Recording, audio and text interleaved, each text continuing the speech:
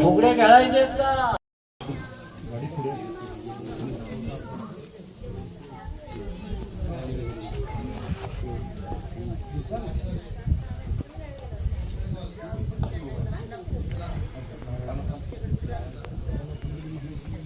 बोला पुंडली गवरदेव हरिविठ्ठल श्री ज्ञानदेव तुकाराम पंढरीनाथ भगवान की जय, ईश्वर महाराज की जय. प्रथमतः ग्रंथराज ज्ञानेश्वरी सामुदायिक पारायण व अखंड हरिनाम सप्ताह मौजे भालेघर तालुका जावली जिल्हा सातारा यांचे हे 13वे वर्ष. पाश्चात्य संस्कृतीचा पगडा दिवसेंदिवस वाढत असताना वारकरी संप्रदायाची परंपरा जोपासणं म्हणावं तितकं सोपं नव्हे. पांढरी वस्त्र घालणं, पांढरी टोपी घालणं, कंबर बांधणं म्हणजे वारकरी संप्रदाय नव्हे. चोका मेळा म्हणून गेले होते की काही भुलेलासी वरिले या रंगा. चोका मेळा म्हणजे चोका महार. चोका महार म्हणून गेले होते की काही भुलेलासी वरिले या रंगा. ऊस डोंगा म्हणून त्याचा रस नव्हे डोंगा, नदी डोंगा म्हणून त्याचे पाणी नव्हे डोंगा. म्हणजे त्या काळात चोका मारून सांगितलं होतं की ऊस जरी वाकडा तिकडा असला तर त्याचा रस हा वाकडा तिकडा नसतो. पाश्चात्य संस्कृतीचा पगडा वाढत असताना आपल्या लेकी बाळी अपुऱ्या कपड्यामध्ये फिरत असतानाही भालेघर सारख्या तीर्थक्षेत्राच्या ठिकाणी संत परंपरा जोपासत ठेवणं खरं तुमच्या भालेघरकरांचं कौतुकाने अभिनंदन करावं तेवढं थोडंच आहे.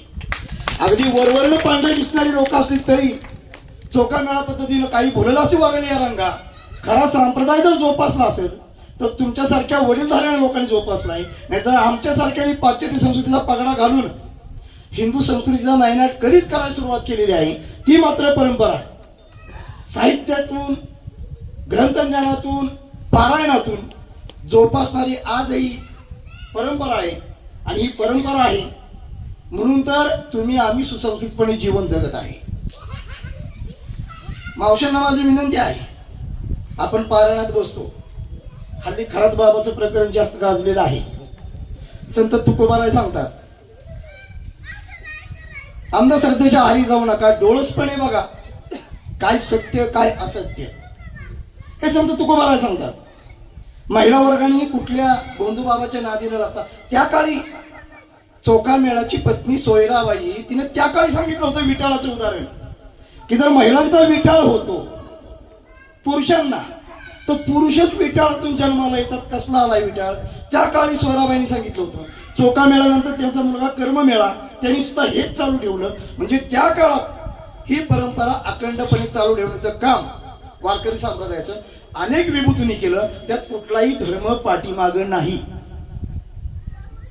याही पलीकडं त्याच चोका मेळ्याला ज्यावेळेला मंगळवेड्याची शिव बांधायची होती, मंगळवेड्याची शिव बांधायची होती, त्या शिवाची भिंत पडून चोकामेळा तिथं मारला गेला, मेला गेला. आणि त्या चोकामेळ्याची समाधी आजही विठ्ठलाच्या पायरीवरती बांधलेली की जो चोकामेळा आयुष्यभर थांबला की हे विठ्ठला तुझं दर्शन मला होईल. मात्र तो महार असल्यामुळे त्याला शेवटपर्यंत दर्शन झालं नाही. शेवटी विठ्ठलाच्या पायरीजवळ ज्या चोकामेळ्यात स्थापन करण्यात आलं, समाधी करण्यात आली, आज त्या चोकामेळ्याचं दर्शन घेऊन तुम्हाला आम्हाला जावं लागते. हे विठोबा रायांची कृपा आहे आणि ही कृपा भालेघरकरांनी कायमस्वरूपी जोपासावी. मी मान्य डॉक्टर राजेंद्र गवळ साहेबांच्या राष्ट्रीय नेतृत्वाखाली रिपब्लिकन पार्टी ऑफ इंडियाचा सातारा जिल्हा अध्यक्ष म्हणून माझे जावळी तालुका अध्यक्ष उल्हासप्पा गायकवाड आपल्या सगळ्यांना शुभेच्छा देतो. आणि ही परंपरा कायमस्वरूपी चालू ठेवा. ज्या ठिकाणी पवारसाहेब सहकार्य माझं लागल, नाना तसं वयानं मानानं उंचीनं विचारणं तुमच्या सगळ्यांपेक्षा खूप लहान आहे. जाणत्या जाणतेपणी थोडातून वेगळा वाटत शब्द गेला असेल तर बहिणीनी मावशीनी आई समान आई त्यांनी सगळ्यांनी माफ करावं.